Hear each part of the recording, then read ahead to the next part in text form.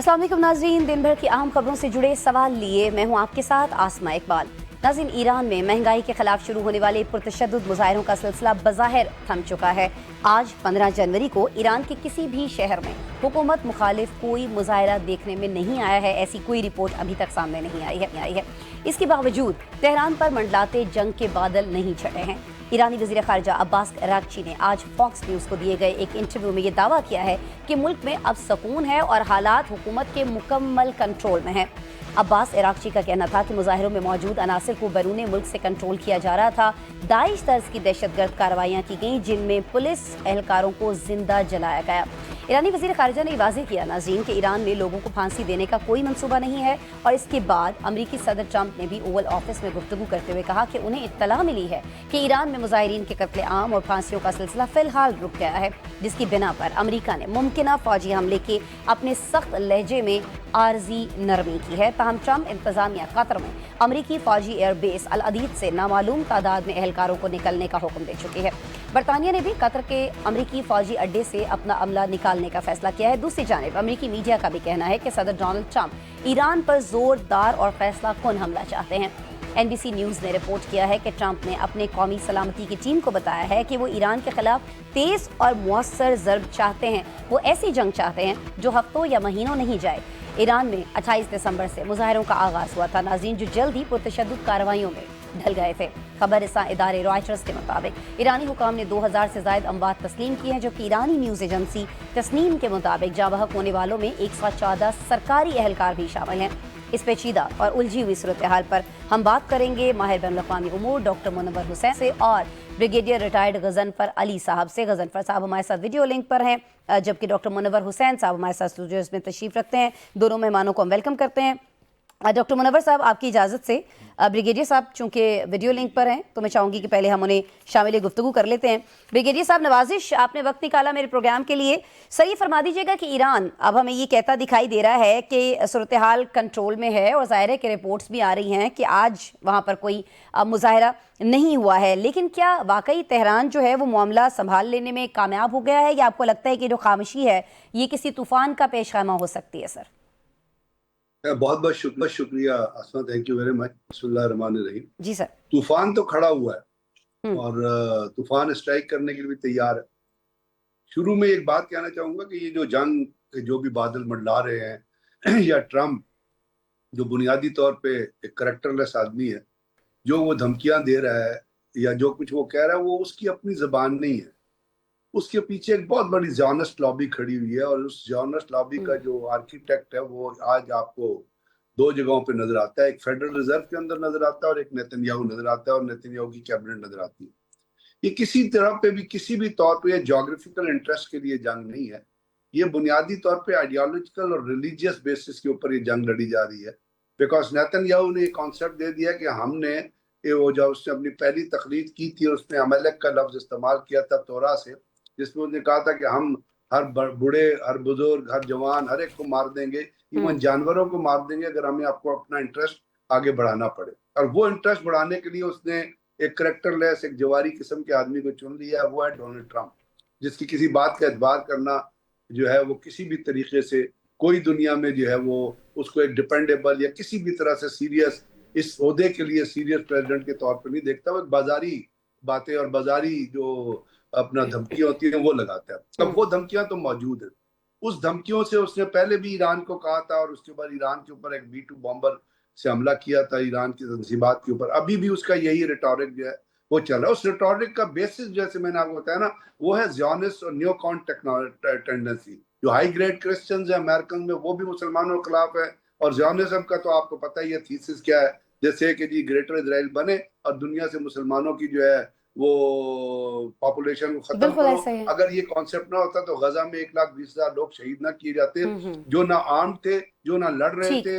अगर कभी लड़ते भी थे तो उनके पास सिर्फ स्टिक्स होती थी, उनके पास कोई हथियार नहीं हुआ करता था। अब उसके ऊपर जब उसने ईरान को धमकी दी तो ईरान कोई ऐसी स्टेट नहीं है कोई जो 1960 में या 1950 में आजाद हुई हो। ईरान की एक हिस्ट्री है, 100 साल से ज्यादा की हिस्ट्री है, और वो मुख्तलिफ बहुत अपना मौके पे वो बहुत बड़ी बड़ी सीरियस किस्म की जंगों में शामिल रहे हैं, जो रोमन्स के भी साथ रही हैं, जो बाकी फारिस के अंदर भी रही हैं। تو وہ ایک قوم ہے. ہاں وہاں پہ اس پوائنٹ آف ٹائم میں دیر ور پرابلم ان کی ہیں, اور وہ پرابلمس کا بھی بیسس جو ہے وہ ویسٹرن جتنی پارز ہیں اور امریکنز ہیں وہ ہیں ان پرابلمس کی بیسس, جس میں انہوں نے ان کے اوپر سینکشنز عائد کی 45 سال سے. تو ٹھیک آپ ہو ان گیا. کے اوپر سینکشنز آئی ہیں, دے اسٹل سروائیونگ, اور اس سینکشنز کے ذریعے انہوں نے بہت سارے, جیسے انہوں نے چائنا کے ساتھ بھی بارٹر ٹریڈ کی, روس نے ان کے ساتھ کھڑا رہا, یا انڈیا کے ساتھ وہ تیل بیچتے رہے, تو دے ہیو سروائیوڈ. صحیح, they have survived ان پابندیوں کے باوجود اور ساری چیزوں کے باوجود. لیکن اب دیکھنا یہ ہوگا کہ وہ جنگ جس کا ٹرمپ بار بار ذکر کر رہے ہیں, اپنی ٹیم سے بات کر رہے ہیں, اگر وہ جنگ مسلط کی جاتی ہے تو وہ سروائیو کر پائیں گے نہیں کر پائیں گے, اس پر میں دوبارہ سر آپ کی طرف آؤں گی. ڈاکٹر صاحب کو میں گفتگو میں شامل کرنا چاہ رہی ہوں. ڈاکٹر صاحب آپ فرمائیے گا, یہ جو کہا جا رہا ہے کہ جی کوئی مظاہرہ نہیں ہوا تو یہ سمجھ لیا جائے کہ بس سب امن ہو گیا, سب سکون ہو گیا, جو شہادتیں ہوئیں, جو ہلاکتیں ہوئیں, وہ سب ختم ہو جائے گا, یا آپ کو لگتا ہے کہ نہیں یہ معاملہ دوبارہ سے اٹھا ہوگا, طوفان تھما نہیں ابھی؟ پہلے تو بہت شکریہ اسما, آپ کے شو میں شریک ہوا ہوں, آپ نے مدعو کیا. بریکنگ نیوز سے سٹارٹ کرتے ہیں. الجزیرہ کی اس وقت رپورٹ آ رہی ہے کہ پریزیڈنٹ ٹرمپ نے میسج کنوے کر دیا ایران کو کہ ان کے کوئی انٹینشن نہیں ہے وار کے, اچھا وار کی طرف نہیں جائیں گے. اور انفیکٹ یہ مجھے پہلے سے سمجھ تھی کہ because there are several factors. پہلا یہ کہ چائنا اور رشیا کے لیے یہ زندگی اور موت کا سوال تھا. اچھا, بیکاز جو وینزویلا کے اندر ہوا اس کے بعد اگر ایران میں بھی ریجیم چینج ہو جاتی تو اس کا مطلب یہ کہ پھر دنیا امریکہ کی طرف دیکھتی, چین اور روس کی طرف نہیں دیکھتی. اسی لیے چین کے اس وقت ایئر کرافٹ بھی ایرانی ایئر سپیس کے قریب منڈلا رہے تھے. اس کے علاوہ جو سائبر اٹیک انہوں نے کیا ہے اور جی پی ایس سسٹم کو جیم کیا, یہ بھی چائنیز ہیلپ ہوگی. ایئر ڈیفنس سسٹم اور SU-35 جو فائٹر جیٹس ہیں اس کی ٹریننگ وغیرہ رشیا دے رہے ہیں, اور پھر ڈپلومیٹک جو سپورٹ ہے وہ بھی ہے. یعنی اگر ادھر سے دھمکی تھی یا کچھ تیاری کا سوچا جا رہا تھا تو ادھر بھی تیاری پوری تھی اور بڑی سخت اسٹیٹمنٹ دی تھی, جس پہ آپ کو یاد ہوگا چند دن پہلے چائنیز جو فارن منسٹری تھی انہوں نے بڑا کلیئر میسج دیا تھا کہ ہم ایکسٹرنل تھگس کو اجازت نہیں دیں گے کہ ایران میں تبدیلی لے کر آئیں. دوسرا جو ریجنل پارٹنرز ہیں, جو پرو امریکن اسٹیٹس ہیں, جس میں سعودی عرب ہے, قطر ہے, ایجپٹ ہے, ترکی ہے, پاکستان ہے, ان سب نے یہ لابینگ کی امریکہ میں کہ یہ جنگ نہ کی جائے. اور دیکھیں ان کے بغیر امریکہ آگے موو نہیں کر سکتا. اگر ان کے بغیر موو کرتا تو انفیکٹ یہ سارا خطہ ڈی اسٹیبلائز ہوتا اور پھر ان کے اندر بھی ریجیم چینج ہونے کا خدشہ موجود تھا اور اس میں امریکہ کو نقصان ہوتا. تیسرا ایران کی کیپیبلٹی ہے. اسرائیلی رپورٹ تھی کہ ایران کے پاس جو ہائپرسونک میزائل ہیں اس کی تعداد بھی 2000 کے قریب ہے, اور اس کے ساتھ ساتھ کرنل ڈگلس جو کہ انسپیکٹر بھی رہے یونائٹڈ نیشن کی اور عراق کے اوپر, انہوں نے ویپنز آف ماس ڈسٹرکشن پہ کہا تھا کہ وہاں پہ اس طرح کے ویپنز موجود نہیں ہیں. انہوں نے بڑا کلیئرلی کہا کہ in one day Iran can flat Israel. اور last but not the least جو موومنٹ تھی ایران کے اندر وہ فیل ہو گئی. یعنی اس میں 4 طبقے تھے. ایرانی اپنے ینگسٹرز تھے جن کے اذان پرانگدہ ہو چکے تھے, 200 زیادہ چینلز ایران کے اندر کام کر رہے ہیں, اور یہ فیلئر ہے گورنمنٹ کا, اس پہ ان کو کام کرنا ہوگا. دوسرا ضد انقلاب تھے. تیسرے سیپریٹسٹ تھے جو آپ کے بلوچستان اور کردش ایریا کے اندر ہیں. اور چوتھے اسرائیلی موساد ایجنٹس تھے جو را اور موساد کا ایک کلوز نیٹ ورک تھا, اس پہ گڑھ جوڑ تھا, وہ کنٹرول آ چکا. اب امریکہ کی اپنی بھی ریزنز ہیں. نمبر 1 یہ کہ امریکن اکانومی اچھا پرفارم نہیں کری. $6 بلین یومیہ قرضہ چڑھا ہے امریکہ کو. یہ جنگ ہوتی تو آئل کی پرائسز بڑھتی اور امریکن اکانومی اور امریکہ کو گریٹ بنانے کے خواب ادھورے رہ جاتے. جیو پولیٹیکلی جو امریکہ پرو ریجیمز ہیں جس کا میں نے پہلے بھی تذکرہ کیا, اگر وہ ٹاپل ہو جاتی ہیں یا وہاں چینج آ جاتی ہے یا عرب اسپرنگ دوبارہ آ جاتی ہے تو امریکن انٹرسٹ اور مفادات کا وہاں پہ کون خیال کرے گا. اور تھرڈ اینڈ لاسٹ امریکن جو آئیڈیل انٹرسٹ ہیں جس میں پروموشن آف ڈیموکریسی ہے. یہاں ڈائیکاٹمی تھی کہ آپ ڈیموکریسی کی بات کرتے ہیں اور آپ شاہ کو یعنی بادشاہت کو آپ اسٹیبلش کرنا چاہتے ہیں ایران کے اندر. تو میرا خیال ہے یہ وہ وجوہات ہیں جس کی وجہ سے امریکہ کو پیچھے ہٹنا پڑا ہے. ان کے پاس یہ کیپیبلٹی اور کیپیسٹی نہیں ہے. ہاں حملہ کر سکتے ہیں لیکن اس کے نقصانات, اس کی کاسٹ بہت زیادہ ہے. اور جے ڈی وینس نے اس لیے کہا کہ بات چیت کو پریفرنس دیں نہ کہ جنگ کو. ٹھیک ہے, بات چیت کو پریفرنس دینی چاہیے نہ کہ جنگ کو. لیکن ڈونلڈ ٹرمپ بریگیڈیئر صاحب ایسے موڈ میں دکھائی دیتے ہیں. بے شک انہوں نے یہ کہہ دیا کہ ایران مظاہرین کو پھانسی نہیں دے رہا ہے, اس لیے امریکہ نے اپنے لہجے میں نرمی کی ہے. لیکن امریکی میڈیا یہ کہہ رہا ہے ابھی بریگیڈیئر صاحب کہ ٹرمپ محدود وقت کی زوردار کارروائی چاہتے ہیں اور آئندہ جو 24 گھنٹے ہیں اس میں یہ محدود فوجی کارروائی ہو سکتی ہے. ابھی ہمیں ڈاکٹر صاحب نے جو چیز بتائی ہے, جو بریکنگ نیوز ہم سے شیئر کی ہے کہ جی کنوے کر دیا گیا ہے کہ کوئی ایسا اٹیک, کوئی ایسا حملہ نہیں ہو رہا ہوگا. لیکن قابل اعتبار ہیں ٹرمپ بریگیڈیئر صاحب اس معاملے میں؟ ان کا یہ کہنا کہ حملہ نہیں ہو رہا ہوگا، میں اس کو کسی دوسرے اینگل میں لیتا ہوں کہ حملہ ہو رہا ہوگا. اس لیے کہ اگر آپ کو یاد ہو جب ایران کے اوپر حملہ کیا تھا اسرائیل نے اور امریکہ کے کہنے پہ حملہ کیا تھا، اس سے پہلے کیا ہوتا، اس سے ایک دن، اسی دن جس دن وہ حملہ ہوا، اس سے اگلے دن آپس میں بات چیت ہونی تھی دونوں وفود کی، ایرانین کی اور امریکنز کی ایک میٹنگ طے تھی، لیکن اس کے باوجود ایک دن پہلے حملہ کر دیا گیا. تو پہلی بات تو یہ ہے کہ ٹرمپ کی، میں نے آپ سے پہلے کہا کہ he's an unreliable person. وہ ایک جواری ہے اور جواری کی بات کا آپ کبھی اعتبار نہیں کر سکتے. یہ کہہ کے بھی وہ کچھ کر سکتا ہے، لیکن اس کو دو چیزیں میں کہنا چاہوں گا، ذکر کرنا چاہوں گا کہ ابھی ایک ہڈسن انسٹیٹیوٹ ہے، اس کی ایک رپورٹ آئی ہے اور ابھی پبلش ہوئی ہے، جس میں انہوں نے کہا کہ جی اگر امریکہ پراکسی وار میں جاتا ہے یا کسی بھی طریقے سے اس کے اوپر حملہ کرتا ہے تو ایران کی جو میزائل وارفیئر ٹیکنالوجی ہے وہ بہت اسٹرانگ ہے اور وہ اس کا رسپونڈ کرے گا بڑے افیکٹو طریقے سے. دوسرا ایک میگزین ہے دا کریڈل نے یہ کہا ہے کہ ایران کی جو ڈیجیٹل مینیپولیشن ہے وہ بڑی ہائی گریڈ پہ پہنچ چکی ہے، اور اس کا ایک مظاہرہ آپ نے دیکھ لیا کہ اسٹار لنک کو جب جیم کیا گیا کسی کے بھی تھرو. دوسرا لاسٹ انہوں نے کہا کہ ایران نے کیپیبلٹی ڈیولپ کی ہے جس کے ذریعے وہ فینٹم ٹارگٹس جو ہے ان کو کریٹ کر سکتا ہے. فینٹم ٹارگٹس کا مطلب ان کا یہ ہے کہ آپ غلط قسم کے ٹارگٹ، رانگ ٹارگٹ جو ہے وہ فضا میں دکھا کے جو دشمن کے جو میزائلز آ رہے ہیں ان کو آپ مس گائیڈ کر سکتے ہیں کہ جا کے وہ ان فینٹم ٹارگٹس کو ہٹ کریں. اور یہ جو ایئر سپریمیسی آن وار ہے، یہ ایران کے پاس یہ جو ہے ایئر ڈیفنس جو ہے آن ہٹنگ آن رانگ ٹارگٹ، یہ جو ہے ایک بڑی ایسی ٹیکنالوجی ہے جس کے اندر وہ اسٹیلتھ کا استعمال کرے گا. تو یہ تمام چیزیں آئی ایم شیور کہ یہ تمام چیزیں بھی ضرور ڈونلڈ ٹرمپ کی نظر سے گزری ہوں گی، کیونکہ ویسٹرن میگزینز ہیں جو اس کے اوپر لکھ رہے ہیں. ایک ملٹری واچ میگزین ہے، اس سے بھی اسی قسم کی چیزیں جو ہیں وہ ایران کے مینیپولیشن کے حساب سے، اس کے ساتھ ساتھ ایران کی جو جی پی ایس ٹیکنالوجی ہے اس کے حساب سے، ڈرون ٹیکنالوجی کے حساب سے، میزائل پروگرام کے حساب سے انہوں نے بہت بڑی ریسرچ چھاپی ہے. تو بات یہ ہے کہ ایران تیار ہے، ٹرمپ کی بات کا مجھے اعتبار نہیں ہے. ٹرمپ کا یہ وہ ایک ریپوٹیشن ہے جس میں وہ کہتے ہیں نا دائیں سے دکھاؤ بائیں سے مارو. ٹرمپ کا بیسک وہ چانکیا کی فلسفی پہ جاتا ہے، ٹھیک ہو گیا، کسی بندے سے پہلے ہاتھ بڑھاؤ پیچھے سے چھڑا گھونپ دو اس کو، ٹھیک ہو گیا، وہ کر سکتا ہے. پھر چونکہ الجزیرہ بھی ایک ہے اور ڈاکٹر منور صاحب نے جو لاجکس دی، جو چیزیں دی ہیں وہ بالکل پریویلنٹ ہیں ایز فار ایز یہ جیو پولیٹیکل سینیریوز کنسرن یا جیو ملٹری سینیریوز کنسرن، جس میں ایران کے اپنا امریکہ کے اس حملے کے خلاف چائنا رشیا کا بھی ریئیکشن آ سکتا ہے، خطے کے ممالک بھی یہ بات کر رہے ہیں. تو ہو سکتا ہے اس کے اوپر ایران کے اندر مظاہروں کو بیس بنا کے وہ اپنا پروگرام جو ہے یا اپنا ارادہ کچھ عرصے کے لیے ملتوی کرتے. But I don't think so because of Nitin and the pressure from the Zionist lobby, and I am saying it repeatedly, pressure from the Zionist lobby. اور Zionist وہ ہیں، یہ high grade Jews ہیں جو کہتے ہیں to talk against Israel is to talk against God، اور ان کے ساتھ نیوکون کرسچنز جو ملے ہوئے ہیں، یہ جو ایک مذہب کا نیکسس کریٹ ہوا ہے جس کے اوپر ٹرمپ اور ٹرمپ کا سن ان لا جو ہے راڈ کشنر جو ہے جو یہ کہتا ہے کہ نتنیاہو میرے کمرے میں ٹھہرتا ہے جب وہ امریکہ نہیں ہوا. تو یہ جو نیکسس ہے یہ دنیا کو تباہ و برباد کرنے سے باز نہیں آئے گا، اور اس کے اوپر پھر دنیا میں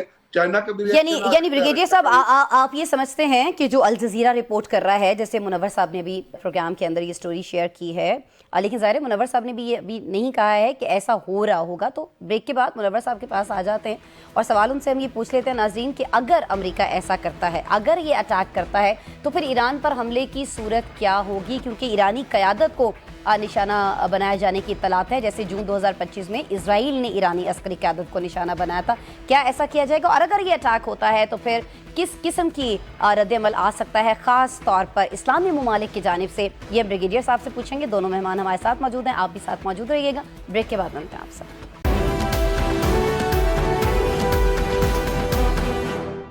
ویلکم بیک جی. بات ہم کر رہے ہیں امریکی مشن ایران ریجیم چینج کے حوالے سے. کیا یہ جو امریکہ کا مشن ہے یہ ایک جنگ میں، ایک حملے میں تبدیل ہوتا ہوا ہم دیکھ رہے ہوں گے، نہیں دیکھ رہے ہوں گے؟ اس پر ہم بات کر رہے ہیں ڈاکٹر منور حسین صاحب سے، ماہرہ انٹرنیشنل افیئرس کے، بریگیڈیئر ریٹائرڈ غضنفر علی صاحب سے، دفاعی تجزیہ کار ہیں. دونوں صاحبان ہمارے ساتھ موجود ہیں. ڈاکٹر منور حسین صاحب اسٹوڈیوز میں تشریف رکھتے ہیں، ان کی طرف ہم ابھی آ جاتے ہیں. بریگیڈیئر صاحب سے بھی یقیناً بات کریں گے. ڈاکٹر صاحب ابھی جیسے بریگیڈیئر صاحب فرما رہے تھے کہ ٹرمپ جو ہیں وہ قابل اعتبار نہیں ہیں، اور انہوں نے ان کی بہت ساری توجیحات اور وجوہات، انہوں نے بہت ساری مثالیں بھی ان کے ماضی سے ایسی دی ہیں۔ اگر یہ اٹیک ہوتا ہے، پہلے تو یہ کہ آپ اس چیز پر کتنا % اعتبار کر رہے ہیں، جو رپورٹ بھی ابھی آپ نے ہم سے شیئر کی، جو خبر بھی شیئر کی، اس پر آپ کو کتنے % لگتا ہے کہ اٹیک ہو رہا ہوگا، نہیں ہو رہا ہوگا؟ دوسرا یہ کہ اگر یہ اٹیک ہوتا ہے تو پھر اس کی نوعیت کیا ہوگی؟ کیا ہم دیکھیں گے کہ ایرانی قیادت کو نشانہ بنایا جائے گا ٹھیک اسی طرح سے جس طرح سے جون کے مہینے میں دیکھا تھا ہم نے لاسٹ ایئر، یا آپ کو لگتا ہے کہ اسٹریٹجی کچھ اور رہے گی؟ دیکھیں، انٹرنیشنل پالیٹکس جہاں ہم انارکک ورلڈ میں رہ رہے ہیں، وہاں پہ principle of survival of the fittest ہے، جس کو ہم سیکیورٹی ڈائلیما بھی کہتے ہیں۔ جی، اس سیکیورٹی ڈائلیما میں you have to have a power, اور وہ پاور جو ہے آپ اس لیے لیتے ہیں کہ اگلی پاور کو یا ڈیٹر کریں یا اسے بیلنس کریں۔ بالکل بالکل۔ اچھا، امریکہ کے مقابلے میں ایران کی پاور ڈیٹر نہیں کر سکتی تھی، لہٰذا چائنا اور رشیا کا جو فیکٹر ہے، اور ساتھ میں جو مڈل رینج پاورز ہیں لائک پاکستان ہو گیا، سعودی عرب ہو گیا، ٹرکی ہو گیا، وہ شامل ہو گئے۔ اس کے ساتھ ساتھ ایران کی جو پاور ہے ایز کمپیئر ٹو اسرائیل، جس طرح سے بریگیڈیئر صاحب نے بڑی وضاحت کے ساتھ بتایا کہ ان کے پاس بہت ہی شاندار کیپیبلٹی ہے، اور انہوں نے جون کے اندر جو اسرائیل کی 12 دنوں کی جنگ تھی اس میں اس کو ڈیمانسٹریٹ بھی کر کے دکھایا۔ جو ان کا اسپیشلی خیبر شکن ہائپر سونک میزائل تھا، جو 7 وار ہیڈز لے جانے کی کیپیبلٹی رکھتا تھا، 7 ایئر ڈیفنس لیئرز کو اس نے توڑ کر اپنے ٹارگیٹس کو اچیو کیا تھا۔ اب میں 2-4 آرگیومنٹس آپ کے سامنے رکھتا ہوں۔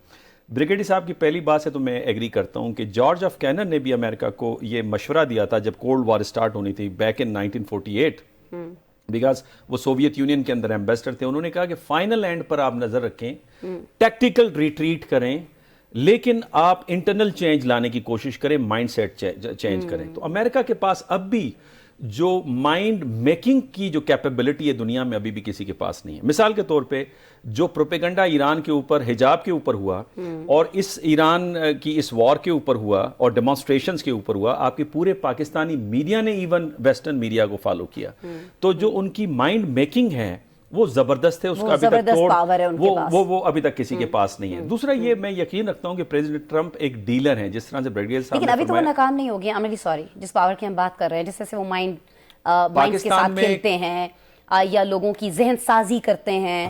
ابھی جو تہران میں سچویشن ہے، جو تہران نے جس طرح سے سنبھالا ہے، تو ناکام نہیں ہو گیا۔ کے ممالک میں وہ کر چکے تھے یہ، تو آپ یوں سمجھیے کہ بعد میں ایران، رشیا، پاکستان انہوں نے جمپ کیا، اور پاکستان میں بھی اگر آپ ذہن سازی اگر صحیح طور پہ کی گئی ہوتی، پختہ ہوتی، تو پھر تو نہ ہوتا۔ آج بھی آرگیومنٹ یہی آپ کی میڈیا پہ آتا ہے، انفیکٹ سوائے ایک آدھ کوئی اینالسٹ تھے جو کہ کہتے تھے کہ یہ اس طرح سے نہیں ہوگا ریجیم چینج جس طرح سے آسانی سے آپ بتا رہے ہیں۔ دوسرا میں یقین رکھتا ہوں کہ ڈونلڈ ٹرمپ جو ہے نا، وہ ایک ڈیلر ہیں جس کے ساتھ ڈیل ہو سکتی ہے۔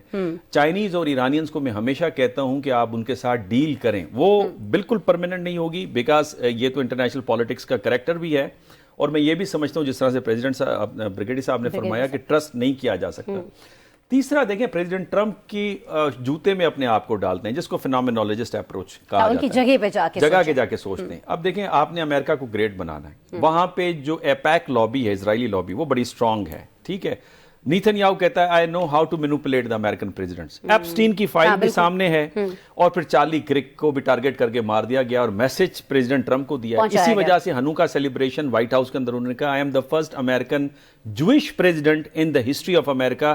اب پریزیڈنٹ ٹرمپ سے کوئی پوچھے کہ یہودی تو وہ ہوتا ہے جس کا ماں اور باپ یہودی ہو، کرسچن کبھی یہودی نہیں ہو سکتا، مسلم کبھی یہودی نہیں ہو سکتا، ہندو کبھی یہودی نہیں ہو سکتا۔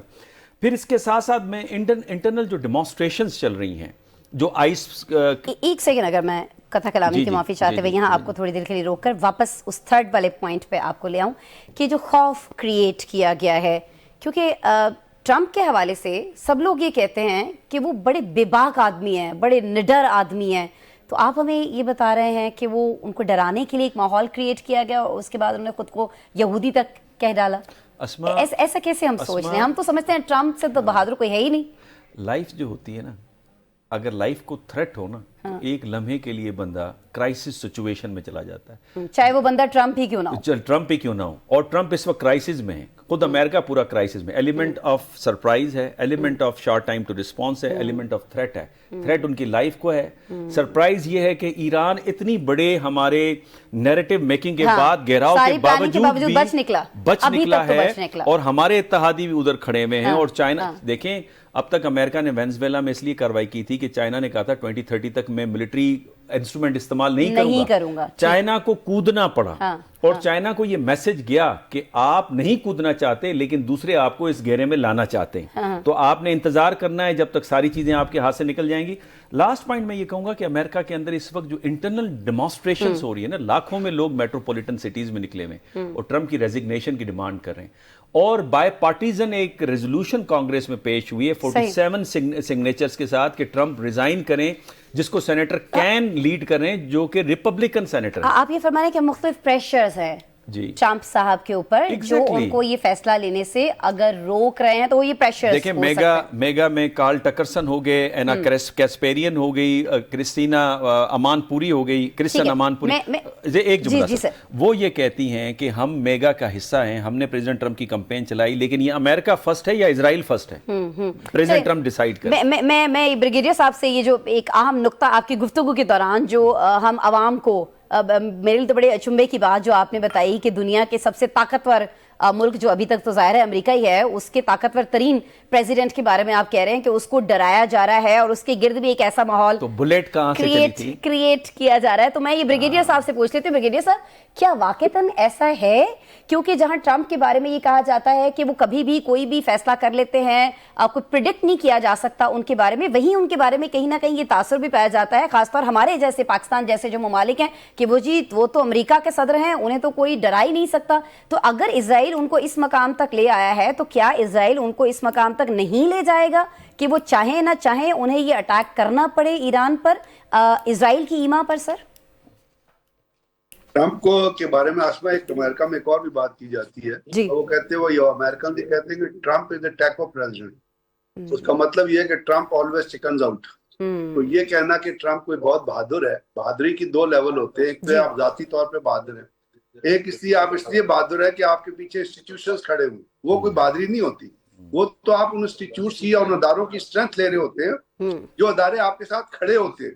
अभी ट्रंप ने अगर हमेशा ये कहा कि जी मैं तो अमन के लिए जाता हूँ, अब वो जंगें कराने की, कोई कहता है जी मुझे नोबेल प्राइज दो, 7 मैंने जंगें रुकाई है, तो 8 जंगें वो शुरू करने की कोशिश कर रहा है, तो इसका क्या मतलब हुआ कि वो खुद नहीं बल्कि there are people behind him जो उसको ड्राइव कर रहे हैं एक कौन सा एक टसल की तरफ। अब इसके ऊपर अगर आपको थोड़ा सा यहाँ पे ब्रेक लगाएंगे या थोड़ा सोचेंगे तो आप माजी में जाइएगा।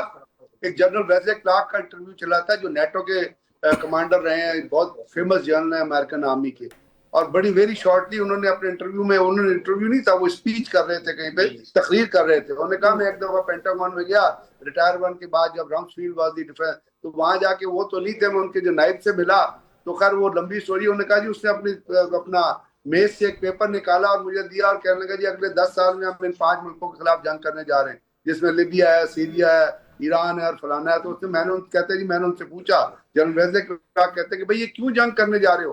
तो उस सेक्रेटरी ने जवाब दिया कि probably American have nothing else to do.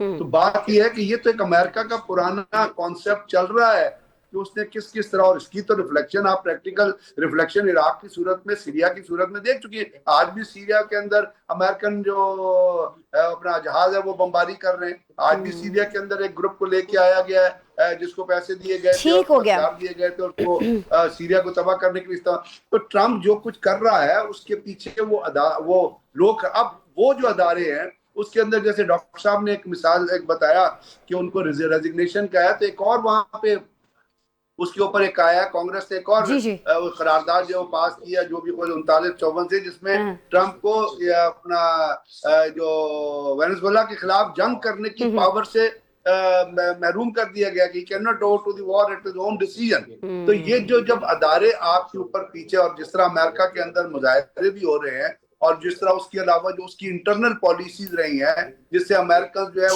और अमेरिकन बहुत बुरी, तो वो उसकी स्टैंडिंग नहीं है, वो सिर्फ प्रेशर है नेतन्याहू का। फिर कहूंगा आपको, उसके ऊपर एपैक का, नेतन्याहू का, ज़ियोनिस्ट लॉबी का प्रेशर है।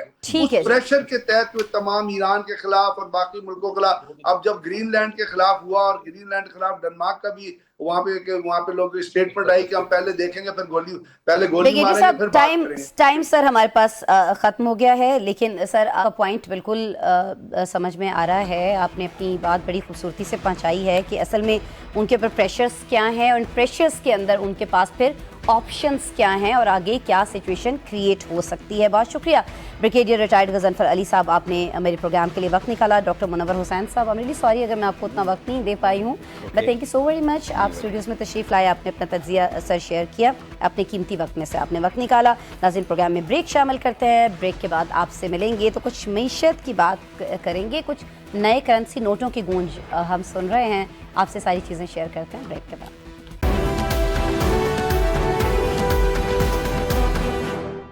वेलकम बैक नाज़रीन, प्रोग्राम को आगे बढ़ाते हैं और कुछ बात करते हैं मुल्की मईशत की, लेकिन पहले जिक्र कर लेते हैं लेन देन के लिए लाजिम नए करेंसी नोटों का, जिनकी डिज़ाइन की तब्दीली का वफाकी काबीना ने बाज़ाब्ता तौर पर मंजूरी दे दी है। वज़ीर-ए-आज़म शहबाज शरीफ की ज़ेर सदारत होने वाले काबीना इजलास में 100, 500, 1000 और 5000 रुपए के जो नोट्स हैं उनके नए डिज़ाइन मुतारिफ कराने की मंजूरी दे दी गई है। इस इजलास में बताया गया है नाज़रीन के नए करेंसी नोट्स जो हैं वो जदीद बैनुल-अक़वामी मयार के मुताबिक तैयार किए जा रहे हैं और इसके लिए आलमी माहिरीन की खिदमात भी हासिल की गई हैं। इन नए नोट्स में जाली नोट्स की रोकथाम के लिए जदीद और मजबूत सिक्योरिटी थ्रेड्स शामिल किए जाएंगे। नए डिज़ाइन में पाकिस्तान की इलाकाई और जोग्राफियाई तनव्वुर के साथ साथ तारीखी मकामात, ख्वातीन का कौमी तरक्की में किरदार और मौसमियाती तब्दीली जैसे मौज़ूआत को भी उजागर किया जाएगा। गुज़िश्ता बरस के अवाइल में नाज़रीन स्टेट बैंक ऑफ पाकिस्तान के गवर्नर जमील अहमद ने जदीद सिक्योरिटी फीचर्स के साथ करेंसी नोटों की एक नई सीरीज़ मुतारिफ कराने का इंदिया दिया था। गवर्नर स्टेट बैंक ने सेनेट की कायमा कमेटी बराए खजाना को भी ब्रीफिंग देते हुए कहा था कि 10 रुपए से लेकर 5000 रुपए तक के तमाम करेंसी नोट्स को तब्दील किया जाएगा।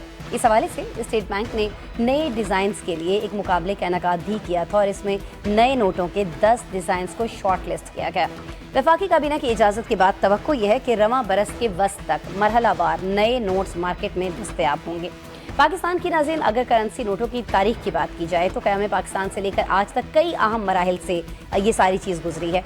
इब्तदा में बंटवारे के फ़ौरन बाद हिंदुस्तानी रुपए को हुकूमत पाकिस्तान की मुहर लगाकर इस्तेमाल किया गया।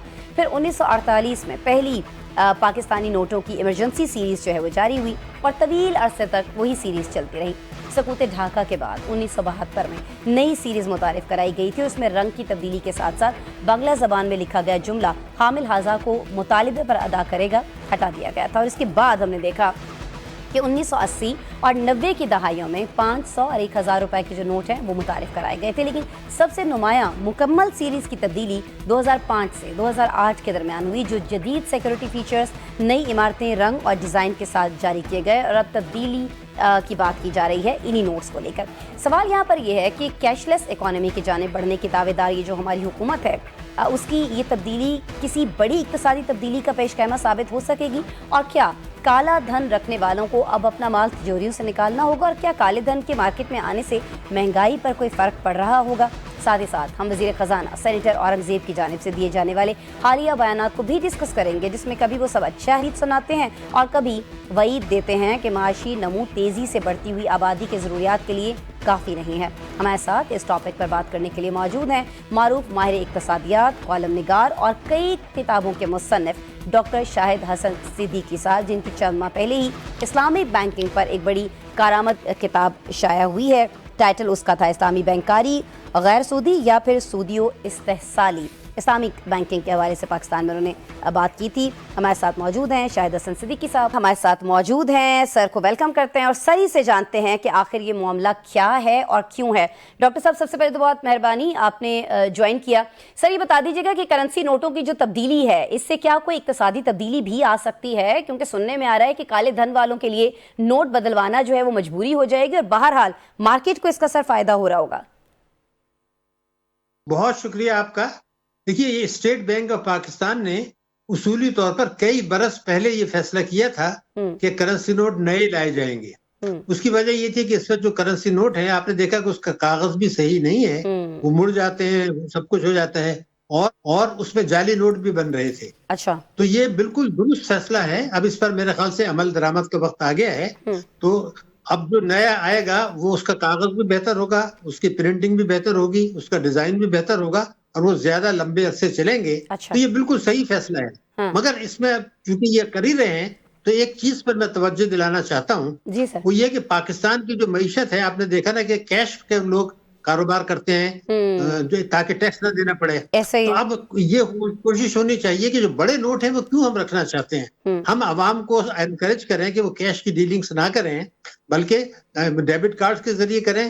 لیکن بڑے نوٹ سے یہ ہو رہا ہے کہ رشوت کا اور کرپشن کا دروازہ بھی کھل گیا. رشوت دینے کے لیے اگر 50,000 ہے دینے ہیں رشوت تو 10 نوٹ پکڑا دیے. تو میں بھی یہ چاہتا ہوں کہ 5,000 کا نوٹ ہم ختم کر دیں. اچھا، اور ہم یہ کوشش کریں کہ لوگ کیش کا ٹرانزیکشن نہ کریں. وہ اس لیے بھی ہے کہ اگر آپ اسلامک بینکنگ لانا چاہ رہے ہیں تو اس میں تو یہ بھی ہوگا نا کہ پھر لوگ منافع ڈکلیئر کرنا ہوگا. تو اگر لوگ ڈپلیکیٹ بکس آف اکاؤنٹ رکھیں گے اور کیش ٹرانزیکشن کریں گے تو منافع ان کا ہوگا نہیں. تو میں یہ سمجھتا ہوں کہ یہ فیصلہ بالکل درست ہے اسٹیٹ بینک کا اور حکومت کا کہ وہ نئے نوٹ سے نئے ڈیزائن، نئی سیکورٹی اس میں زیادہ وہ ہوں گے تاکہ جعلی نوٹ بھی نہ بن سکیں جو اب تک بن رہے تھے. لیکن یہ غور کریں کہ 5,000 کا نوٹ ختم کر دیں. ہمارے بہت سارے علاقے ایسے ہیں، بہت سارے صوبے ایسے ہیں جہاں لوگوں کے پاس گھروں کی بیسمنٹس کے اندر سے پیسے ملتے رہے ہیں، کروڑوں نہیں سر اربوں روپیہ جو ہے وہ ملتا رہا ہے. تو آپ کو نہیں لگتا ہے کہ ایف بی آر کے لیے بھی یہ ایک طرح سے موقع ہے اور بہت سارے لوگ جنہوں نے کالا دھن اکٹھا کیا ہوا تھا وہ ریڈار پر آ جائیں گے اور بہت سارے ایسے لوگ بھی ہوں گے جنہیں اب ٹیکس نیٹ ورک میں ڈالا جا سکتا ہے، پکڑا جا سکتا ہے؟ دیکھیے یہ جو آپ نے بات کی یہ اس وقت ہوتا ہے مختلف حکومتیں کرتی ہیں. ہم نے کسی زمانے میں کیا تھا، بھارت نے بھی کیا. وہ یہ کرتے ہیں کہ نوٹ منسوخ کر دیے جاتے ہیں اور منسوخ کرنے کے بعد جو ہے وہ یہ کہتے ہیں کہ آپ وہ لا کے نوٹ بینک کو سرنڈر کریں اور اس کے بدلے نئے نوٹ لے لیں. تو سر ہم تو یہی سمجھ رہے ہیں کہ یہ نئے نوٹ آ رہے ہیں تو پرانے وہ نہیں ہو جائیں گے، ختم نہیں ہو جائیں گے سر؟ نہیں وہ نہیں کر رہے ہیں، ہم وہ نہیں کر رہے ہیں. وہ تو بہت بڑا قدم ہو جائے گا. وہ نہیں کر رہے ہیں. وہ جو ہوتا ہے وہ تو کرنسی نوٹ یہ کر دیا جاتا ہے کہ آپ لا کے سرنڈر کریں اپنے نام سے اور نئے نوٹ لے جائیں. کیوں نہیں کیا جا رہا سر؟ میں آپ کی طالب علم کے ناطے سے میں چاہ رہی ہوں آپ ذرا سمجھائیں نا مجھے بھی، میرے پروگرام کے توسط سے جو لوگ یہ جاننا چاہ رہے ہیں کیوں نہیں کیا جا رہا سب، کیا اس میں ہرڈلز ہوتے ہیں سر؟ نہیں دیکھیے نا وہ تو ایک بہت بڑا انقلابی قدم ہوتا ہے اور وہ اچانک کیا جاتا ہے. اچانک پہلے سے نہیں کیا جاتا ہے. میں نے ایک زمانے میں تجویز پیش کی تھی کہ یہ آپ کر لیں، اچانک کر لیں، لیکن اوور نائٹ کر دیا جاتا ہے تاکہ جن کے پاس کیش ہے وہ مجبور ہو جائیں. اگر آپ بتا کے کریں گے، اناؤنس کر کے کریں گے تو پھر لوگ پہلے ہی تبدیل کرا لیں گے. لیکن اس میں بہت سارے مسائل پیدا ہوتے ہیں. اس وقت اعتماد کا ایک بحران ہے، آپ کو پتا ہے ملک کے اندر سرمایہ کا فرار بھی ہو رہا ہے. پھر سوال یہ کہ ہماری جو پارلیمنٹ ہے، ہماری جو صوبائی اسمبلیاں وہ تیار نہیں ہیں کہ ہر قسم کی آمدنی پر ٹیکس لگائیں، معیشت کو دستاویزی بنائیں. سر اس سے ایک اور امید یہ ہم لوگوں نے باندھ لی ہے کہ جب یہ کالا دھن باہر آئے گا، جیسے بھی چلیں اگر نئے کرنسی نوٹوں کے لیے صحیح، تو بینکوں کے سرمایہ میں کہیں نہ کہیں اضافہ ہو رہا ہوگا اور اسے بینکوں کے لیے آسان شرائط پر قرضہ دینا ممکن ہو سکتا تھا. صنعتی اور تجارتی سرگرمیاں بڑھ سکتی تھیں. اس سے بھی آپ اتفاق نہیں کر رہے کہ نہیں اگر یہ ہو بھی جاتا، اگر یہ نوٹ پرانے جو ہیں وہ ان کی تنسیخ ہو جاتی ہے، اگر میں صحیح لفظ استعمال کر رہی ہوں، ان کو ختم کر دیا جاتا، تو اگر یہ ہو بھی جاتا تو صنعتی اور تجارتی سرگرمیاں نہیں بڑھ رہی ہوتی سر اس سے؟ پھر نہیں دیکھیے ہم نے اصل میں ایسا ہے نا کہ یہ اتنا آسان نہیں ہوتا. اس میں یہ ہوتا ہے کہ سرمایہ کے فرار کے بہت سے راستے ہیں. ابھی میں نے آپ کو پراپرٹی کا بتایا. ہمارے یہاں مثال کے طور پر ایک آدمی 1 کروڑ کا ایکسپورٹ کرتا ہے، 1 کروڑ کا، تو وہ ڈکلیئر کرتے ہیں 80 لاکھ کا اور اس پارٹی کو کہتا ہے کہ مجھے 20 لاکھ روپے باہر دے دیں. یہ پاکستان میں راستہ ہے. مگر ایک اور جو بڑا راستہ ہے جو لوگوں کی آنکھیں کھلنی چاہیے، جو آپ کے سوال کے جواب میں بتا رہا ہوں کہ دیکھیے مثال کے طور پر بھارت کی آپ مثال لیں، ہمارا دشمن ملک ہے، ان کی ریمیٹنسز جو ہیں وہ 124 ارب ڈالر ہیں ایک سال میں اور ان کی برآمدات 777 ارب ڈالر ہیں. 6 گنا. پاکستان ایک ایسا ملک ہے خطے کا جس کی برآمدات کم ہیں اور جس کی ریمیٹنسز زیادہ ہیں. ریمیٹنسز زیادہ کیوں ہیں؟ وہ اس لیے ہیں کہ یہاں سے جو چوری کا پیسہ ہے وہ ہنڈی کے ذریعے باہر جاتا ہے، وہ ریمیٹنسز کے ذریعے پاکستان آتا ہے. واپس آتا ہے. ہم نے قانون بنایا ہوا ہے 111(4) کہ آپ اس سے پوچھ نہیں سکتے یہ پیسہ ڈرائیور نے ابو دھابی نے سے 1 لاکھ ڈالر کیسے بھیج دیے. اور ہر 1 لاکھ ڈالر جو باہر سے آتا ہے بینکوں کے ذریعے اس پہ ٹیکسوں کا نقصان ہوتا ہے 45 لاکھ روپیہ ہر 1 لاکھ ڈالر کی چیز کی. تو بیسیکلی جو مسئلہ ہے، کبھی قوم یہ سوچے کہ یہ پاکستان میں برآمدات کم ہیں اور ریمیٹنسز زیادہ ہیں، ایسے کہاں ہوتا ہے؟ بالکل بالکل، یہ بڑا اہم نقطہ ہے اور یقیناً آپ بہت بہترین انداز میں ہمیں سمجھانے کی کوشش کر رہے ہیں. شاہد حسن صدیقی لیکن بس عرض یہی ہے کہ اگر یہ نوٹوں کی تنسیخ والا بھی ہو جاتا تو بڑا زبردست ہو جاتا، لیکن اس میں ہرڈلز کیا ہیں سر وہ بھی آپ نے ہمیں سمجھایا، اس کے لیے بڑی نوازش۔ شاہد حسن صدیقی صاحب ماہر اقتصادیات ناظرین ہمارے ساتھ موجود تھے، سر بہت شکریہ آپ کے وقت کے لیے۔ ناظرین پروگرام آپ نے دیکھا، منڈے کو پیر کے روز دوبارہ آپ سے ملاقات ہو رہی ہوگی کچھ اور اہم سوالوں کے ساتھ، ہمارے ساتھ رہے گا۔